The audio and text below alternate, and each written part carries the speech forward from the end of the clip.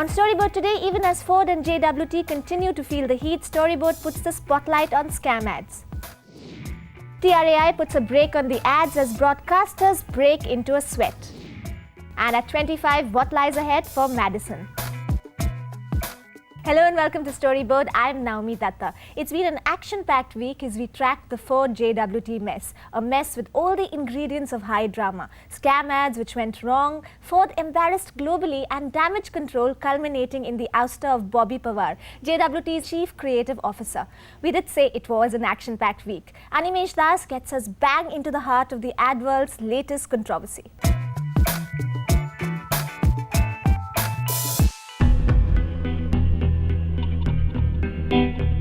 These three ads created by JWT India have put Ford on the road to global embarrassment.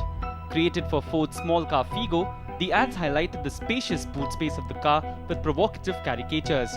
Gagged and bound women tossed into the boot, with former Italian Prime Minister Silvio Berlusconi grinning from the front seat. Paris Hilton doing the same to the Kardashian sisters, and F1 driver Michael Schumacher chunking his rivals in the trunk without a care too. The tagline is, "Leave your worries behind with Figo's extra-large boot." The ads, which were discovered on industry website Ads of the World on 21st March, have given Ford and JWT a lot to worry about.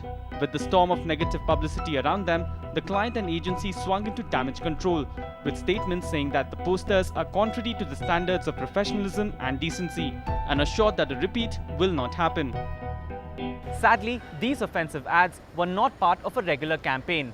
They were scam ads, created only for entry in advertising award shows. So, did Ford know about these ads? Well, the fact that they were entered in the Abbeys certainly seems to suggest that they did. The incident has led Ford India to dismiss a senior-level marketing executive. In a shock move, taking responsibility for the fiasco, JWT's managing partner and Chief Creative Officer Bobby Pawar stepped down, along with a few other employees. JWT also pulled out 9 entries from the upcoming Abbeys as a direct fallout of this. A statement issued by JWT India on Tuesday said, and I quote, "These were necessary steps owing to the direct accountability of the concerned individuals, as we work to ensure that both the right oversight and processes are strictly enforced, so that this never happens again." Even as the ad world reels in shock, this issue of scam ads is hardly a new one. Remember the Luxor Highlighters campaign, which won Leo Burnett 2 gold and 3 bronze lions at Cannes and a Grand Prix at the Abbeys in 2008? Or this Amnesty International campaign created by TBWA Paris, which was stripped of its bronze lion after protests in China led to it being exposed as a scam. In India, creative directors had this to say on the Ford JWT mess. This one, in my mind, is a wrongdoing, which is you come up with something proactively. Till there also it's fine, but uploading it onto a website and for the world to see before the client sees it, I think that's where things went a little wrong. But yes, do issues like this and incidents like this make people a little more sensitive to proactive thinking? Yes, it does. Scams are the advertising industry's best kept secret, but this expose may not curb the practice altogether. All it could do is make it tougher for scam ads to be released. In Mumbai, Animesh Das. This story now goes beyond the Ford fiasco into the grey area of scam ads, which blur the line between creativity and plain old, well, scamming. Storyboard editor Anant Rangaswamy gets 2 of India's most respected creative directors, BBDO India's Josie Paul and Low Lintas's Arun Iyer, to discuss the issue. Josie, there's a fantastic upside to scam ads. Sometimes we've seen one which is the most awarded ad out of India in print. And there's a downside. Today we learned that Bobby Pawar has taken responsibility for this campaign and has lost his job. Why is scam so important? I don't know after this incident whether scam is going to be important, but clearly everyone in the industry thinks that's the only way to win awards. Right. And it's because of work before, perhaps. There's a whole history to why scam happened in the country. Because guys who were doing great work that was affecting masses of Indians, but was doing nothing in international shows. Right. And then, you know, there were influences from the West saying this is shit work. You guys got to do this kind of work. And we'd say, hey, but this doesn't work for India. And those guys would say, F India. we've got to win the awards. This is what wins. Right. And they began to influence the Indian mind. And the Indian guy said, oh, so all this fantastic work that we do that change India is not important around the world. So let's do the stuff that the world understands. Arun, at Low, for a few years now, you've not even been taking part in the Abbeys. Even international awards, you're very, very low profile. If at all, once in a while you send entries. So what is your position, as in Low's position in India on awards? See, we've been very clear. We actually genuinely believe that if you do work that moves people and happens to win awards, it's okay. If it doesn't, this is our focus. The focus is that do campaigns that move this country and make things happen for brands here.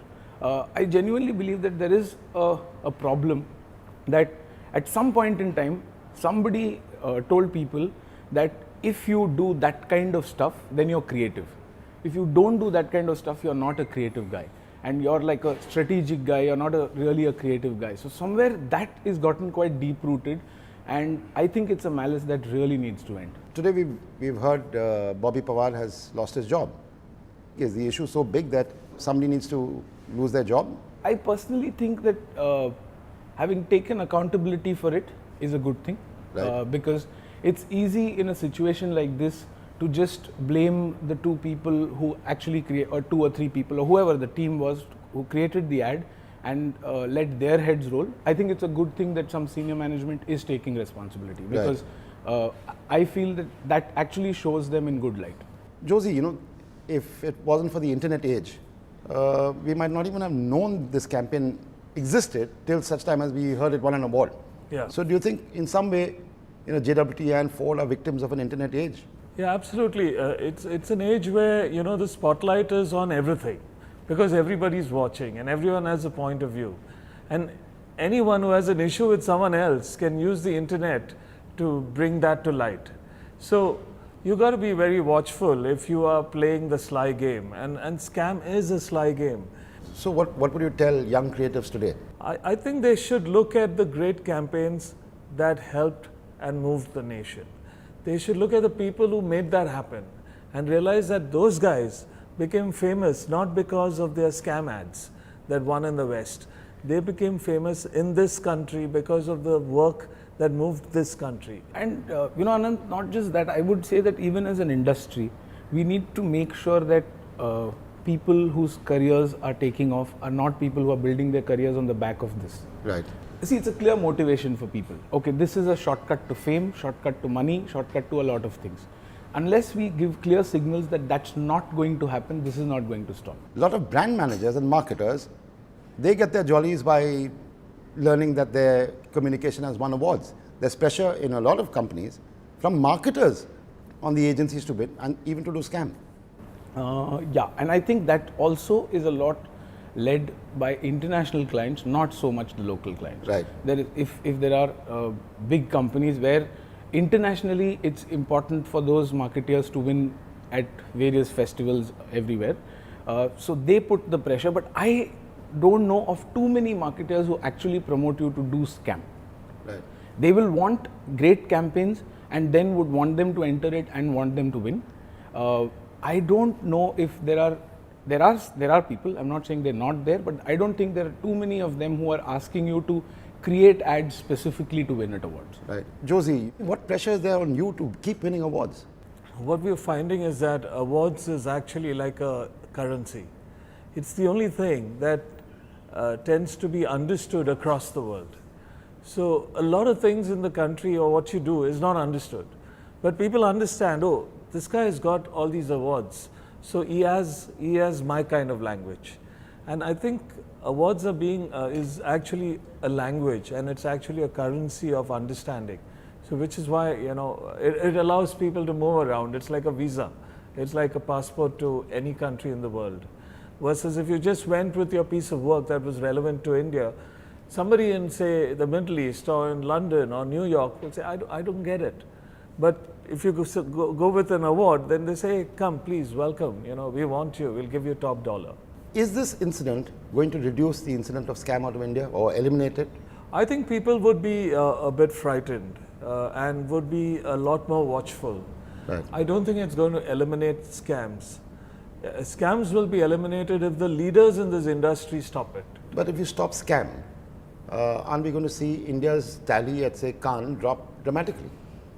I think that needs an analysis, honestly, because there are so many more categories today where scams play no role. Scams of the 16 categories in Cannes, I think it's only in 3 or 4 that you can really scam. Everything else is based on results. And also, Anand, that with this whole CAN thing and all that, I've now been part of some of even our international networks, creative councils and all that. The way even the international guys are looking at scam and saying, hey, listen, you know what, this doesn't look real. Even people have started recognizing that this whole game is not happening. You might as well give us some real stuff, okay, that you all did in your country and seem to have worked well.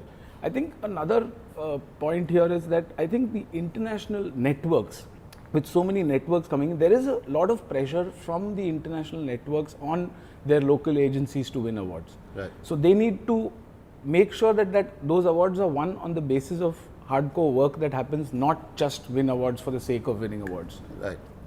Well, we got Josie and Arun giving us their point of view, and the sense I get is that people are going to look very hard at scams. People in the industry are going to be looking at scams through a different lens, not as hungry to win awards through scam as they have been up to now. But the tragedy is we've had one incident now which has seen a few heads roll, most notably the National Creative Director of JWT, and that's the downside of scam. Here's hoping that scam comes down or disappears. Expect some intense scrutiny at the Goa Fest next week then. Coming up ahead, TRAI puts a brake on the ads as broadcasters break into a sweat.